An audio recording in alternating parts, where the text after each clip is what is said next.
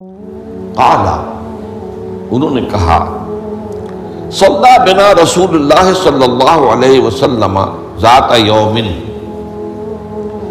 ایک دن حضور نے ہمیں نماز پڑھائی، امامت فرمائی، ثم اقبل علینا بوجہہ، پھر اپنا چہرہ اپنا رخ ہماری طرف کر کے آپ نے گفتگو شروع کی، فوعظنا موعظۃ بلیغۃ، پھر آپ نے ایک ایسا واعظ فرمایا جو بہت ہی دلوں میں اتر جانے والا تھا، بلیغ، بلغ پہنچ جانا، تو گویا کہ وہ ہمارے دلوں میں سرایت کر گیا۔ ذرفت منہ العیون، اس کی تاثیر اس درجے ہوئی کہ ہماری آنکھوں میں آنسو ابل آئے، بہہ پڑی ہماری آنکھیں، وَوَجِلَتْ مِنْهَا الْقُلُوبُ، اور ہمارے دل جو ہیں دہل گئے، لرز گئے۔ فَقَالَ رَجُلٌ، تو عرض کیا ایک شخص نے، یا رسول اللہ، اے اللہ کے رسول صلی اللہ علیہ وسلم، كَأَنَّ هَذِهِ مَوْعِظَةُ مُوَدِّعٍ،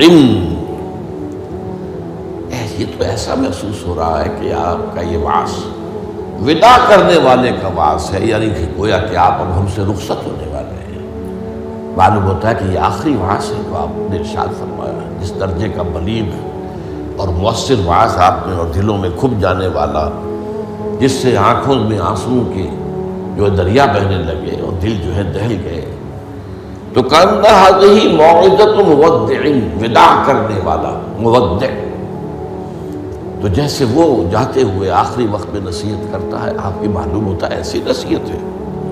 فأوصنا، تو ہمیں ذرا مزید وصیت فرمائیے کہ آپ ہمیں کیا تاکید کر رہے ہیں، اگر یہ واقعی آپ کا اس دنیا سے رخصتی کا وقت قریب آ گیا ہے تو پھر ہمیں وہ باتیں بتائیے کہ جن کی ہمیں سب سے زیادہ ضرورت ہوگی۔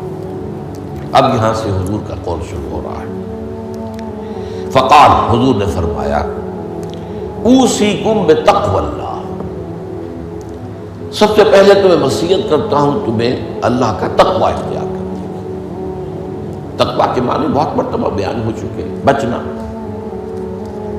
اور یہ تقوی ایک دنیا کا ہے، ایک آخرت کا ہے۔ دنیا میں معصیت سے بچنا، گناہوں سے بچنا، اللہ کی نافرمانی سے بچنا، شریعت کے حدود سے تجاوز کرنے سے بچنا، یہ بچنا ہے، بچ کر چلنا۔ جیسے کہ کسی گھنے جنگل میں سے گزرنا پڑے انسان کو، اور وہاں کوئی پگڈنڈی بھی نہیں، کوئی راستہ بنا ہوا نہیں، اونچی اونچی گھاس ہے اور درخت ہے، اور اگر وہ امیزون کا ٹاس ہو یا کانگو کا ٹاس ہو تو درختوں سے لٹکے ہوئے بھی سانپ موجود ہوتے ہیں۔ تو اب ظاہر بات ہے کہ آدمی کس طرح چوکنا ہو کر پھونک پھونک کر قدم رکھے گا، کہیں ایسا نہ ہو کہ کوئی سانپ کنڈلی مارے بیٹھا ہو اور میرا پاؤں اس پر پڑ جائے، یا اور کسی موذی جانور کا کوئی بھٹ ہو، کوئی بل ہو اور اس میں میرا پاؤں پڑ جائے۔ تو یہ بچ کر چلنا کہ لو سانس بھی آہستہ کہ نازک ہے بہت کام، آفاق کی اس کارگہ شیشہ گری کا، ہر سانس کا لحاظ رکھو۔ تو سب سے پہلے تو اوصیکم بتقوی اللہ، نمبر 2 والسمع والطاعۃ، ایک نظم جماعت جو ہے، تمہاری اجتماعیت، صاحب باتیں میرے بات خلافت ہوگی۔ ابھی تو تم میری بات مان رہے ہو، میں اللہ کا رسول بھی ہوں، لیکن اب میرے بعد رسول تو نہیں ہوگا، نبی تو نہیں ہوگا، خلیفہ ہوگا، لیکن اس کے لیے بھی سمع و طاعت، اس کا حکم سننا اور ماننا، تاکہ رخنے نہ پڑے جماعتی زندگی میں، افتراق نہ ہو۔ اس لیے کہ ظاہر بات ہے کہ United you stand, divided you fall, جب ڈویژن ہو جائے، اختلاف ہو جائے تو پھر ظاہر بات ہے زوال آ جائے گا، اور یہ ہوا ہے۔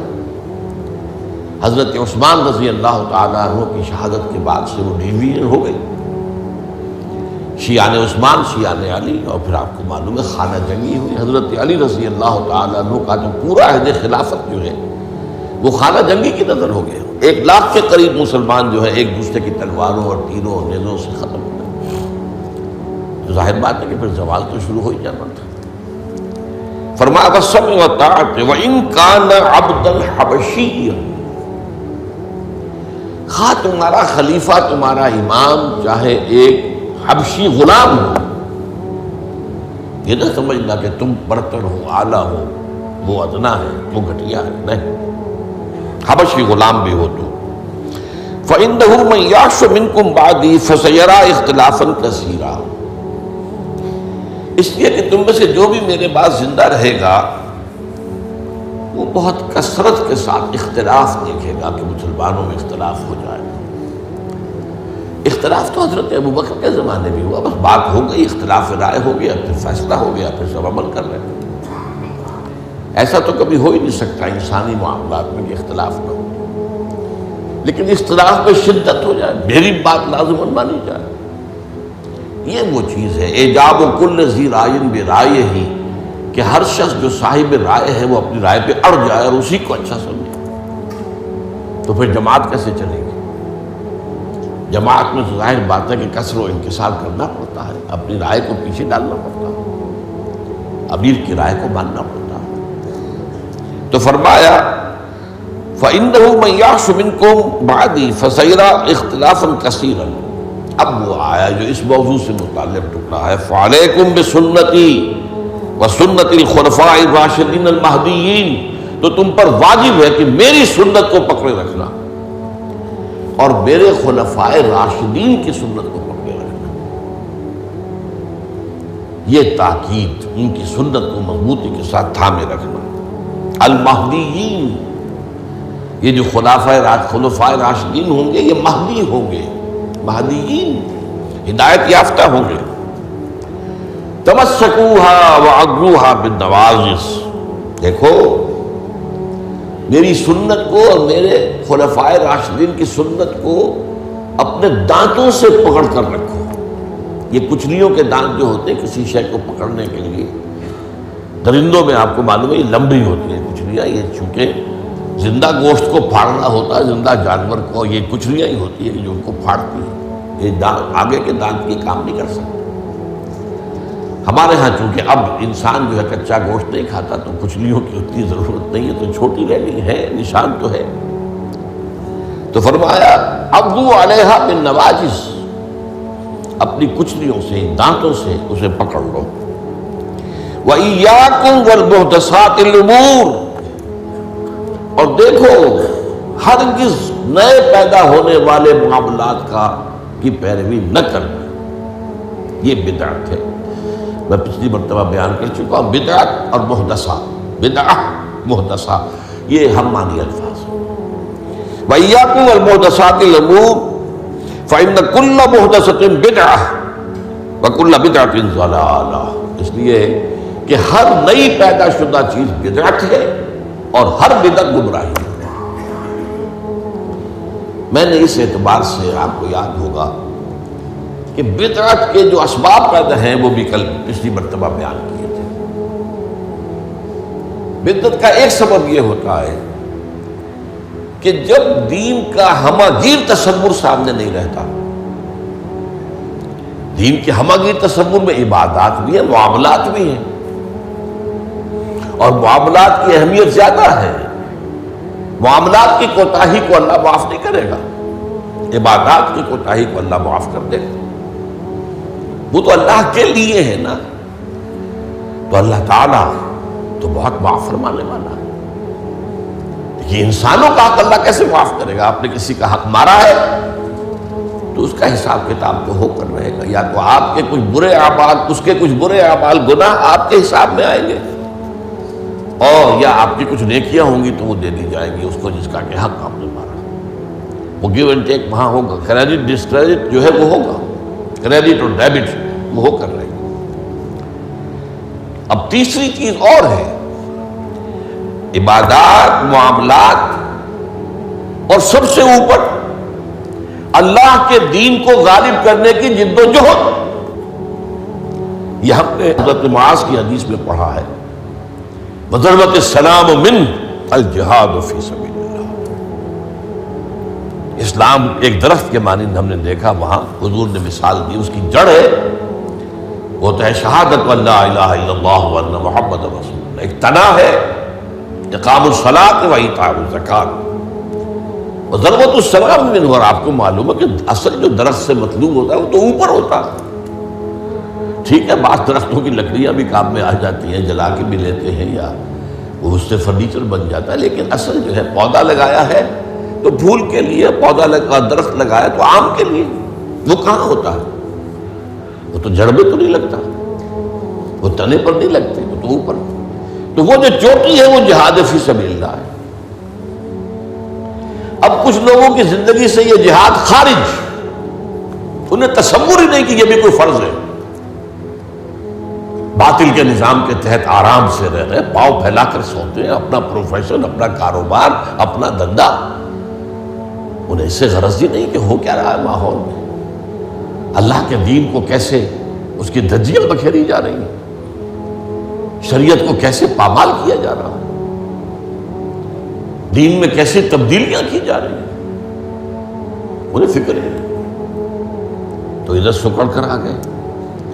اور کچھ لوگ ہیں جو معاملات کو بھی چھوڑ بیٹھے، کاروبار میں تو سود کیا کرے، لینا ہی ہے، دینا ہی ہے، بینک سے روپے لیے بغیر کاروبار کیسے بڑھائیں، کارخانہ تو لگانا ہی ہے، تو بینک سے تو قرض لینا ہی ہے، چھوٹے مکان میں کیسے رہوں، بڑی حویلی تو بنانی ہی ہے، وہاں سے جو ہے بینک سے قرضہ لینا ہی ہے، یا اسی طریقے سے اور کا معاملات کے اندر جو ہے وعدہ خلافی ہو رہی ہے، جھوٹ ہے، وغیرہ وغیرہ، دھوکہ ہے۔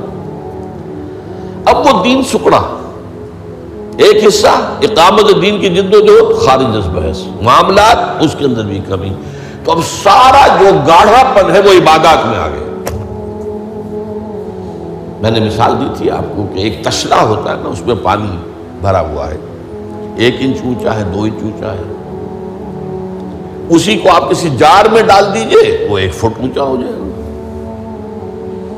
تو جب آپ نے یہ بیس اس کا تنگ کر دیا، نہ اقامت دین کی جد و جہد رہی اور نہ معاملات کی پیروی رہی، تو سارا زور اب عبادات، ہر سال عمرہ فرما رہے ہیں، کمائی حرام کی ہے۔ کچھ لوگ ہیں بڑے فخر سے کہتے ہیں ہر سال حج کو جاتا ہوں، اور میرا مصلی مقرر ہے پہلی صف کے اندر، وہاں شرطوں کو رشوت دیتے ہیں اور وہ ان کے مصلی محفوظ رکھتے ہیں، سمجھتے بڑی نیکی کا کام کر رہے ہیں۔ حالانکہ دیکھیے، میں خاص طور پر آپ کو بتا دوں، حضور صلی اللہ علیہ وسلم نے جو عمرہ قضا تھا صلح حدیبیہ کے بعد ہوا، اس کے بعد کوئی عمرہ نہیں کیا۔ سن 8 ہجری میں مکہ فتح ہو گیا، اس کے بعد تو آپ بادشاہ تھے، اب کون روکنے والا تھا؟ کوئی عمرہ نہیں کیا۔ وہ ساری جد و جہد دین کو غالب کرنے کے لیے ہو رہی ہے، آپ کا سارا وقت اس میں لگا ہوا ہے۔ پھر حج نہیں کیا، سن 8 میں رمضان میں مکہ فتح ہو چکا ہے، آپ حج کر سکتے تھے، سن 9 میں بھی نہیں کیا۔ قافلہ جو ہے حجاج کا وہ بھیج دیا، مدینے سے روانہ کر دیا، حضرت ابو بکر کو امیر الحج پر خود دی گئی۔ صرف ایک حج ہے، وہ آخری حج جسے ہم حجۃ الوداع کہتے ہیں۔ اس سے سمجھنا چاہیے ریشیو پروپورشن دین میں کیا ہے، واٹ از واٹ، کس چیز کی کیا قدر و قیمت ہے، کون سی چیز کتنے درجے میں مطلوب ہے۔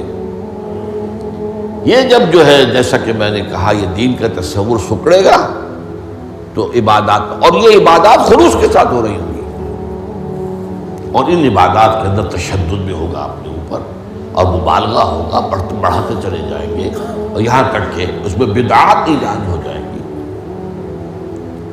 اب خاص طور پر شب برات، قدمی شب، بہت جو ہے عبادت کر، باقی تو جو کچھ ہوتا ہے اس کو تو چھوڑ دیجئے، آتش بازی ہوتی ہے یا کچھ اور جو ہنگامہ ہوتا ہے، جو جشن، یہ تو کچھ سرے سے دین سے کوئی سروکار ہے ہی نہیں۔ لیکن خاص طور پر اس رات کو مقرر کر لیا، حالانکہ کوئی قوی احادیث موجود نہیں ہے۔ اسی طریقے سے معراج کی شب، وہ ساری چیزیں کیوں ہو رہی ہیں؟ اس لیے کہ عبادات کا جو معاملہ ہے پوری توجہ ان پر مرتکز ہوتی ہے۔ اچھا دوسرا مسئلہ کیا ہوتا ہے؟ عبادات میں بھی ایک ہے ان کا ظاہر رسم، ایک ہے باطن روح۔ ایک نماز کا ظاہر ہے، فقہی طور پر آپ نے بالکل صحیح نماز پڑھ لی، صحیح وضو کیا، پھر اس کے بعد آپ نے تکبیر تحریمہ کہی، ہاتھ اٹھائے، باندھ لیے، سلام پڑھی، فاتحہ پڑھی، کچھ اور قرآن کا حصہ پڑھا، پھر رکوع میں گئے، تسبیحات کی، پھر کھڑے ہو گئے، پھر سجدے میں گئے، پھر بیٹھے، پھر سجدے میں گئے، پھر اٹھ کھڑے ہوئے۔ یہ جو رسم نماز ہے اس کی ظاہری شکل، رسم کہتے ہیں ظاہری شکل رہ گئی، رسم ازاں روح بلالی نہ رہی، فلسفہ رہ گیا تلقین غزالی نہ رہی۔ اب اگر اسی پر توجہ مرتکز ہو جائے گی تو روح دین کی طرف سے توجہ ہٹ جائے گی۔ اس ظاہر کے بارے میں تو بڑی نیند میخ ہوگی، چھوٹی چھوٹی باتوں کے اوپر اختلاف ہو جائے گا، من دیگرم تو دیگری، یہ کیا کیا تو نے؟ آمین زور سے کہہ دیا، یہ ہماری مسجد میں آیا کیسے تو؟ آئندہ جرات نہ کرنا، ٹانگیں توڑ دیں گے۔ یہ کیا رفع دین کر رہے ہو؟ چھوٹی چھوٹی چیز، بڑی چیزیں سب ہضم، لکڑ ہضم، پتھر ہضم، سود ہضم، جھوٹے کاروبار سے آنے والی آمدنی ہضم، یہ اختلافات ہضم نہیں ہوتے۔ اس میں پھر رسومات کا اضافہ ہوگا، رسومات پر رسومات، رسومات پر رسومات۔ اب اسی کی ایک مثال ہے، شادی بیاہ کے لیے رسمیں کتنی ہو گئی۔ ہم نے تحریک شروع کی، اللہ کا شکر ہے، کچھ چرچا ہے، بھائی نکاح مسجد میں کرو، لڑکی والوں کے ہاں کوئی دعوت طعام اس کا ثبوت نہیں ہے۔ دعوت طعام ایک ہے اور وہ دعوت ولیمہ ہے لڑکے کی طرف سے، اس کا گھر آباد ہوا ہے، وہ اپنی خوشی منائے، سیلیبریٹ کرے اپنے دوستوں، یہ ثابت ہے، اس کی تاکید ہے۔ باب الولیمہ حدیث کی کتابوں کے اندر پورا باب ہے، باقی اور کوئی نہیں۔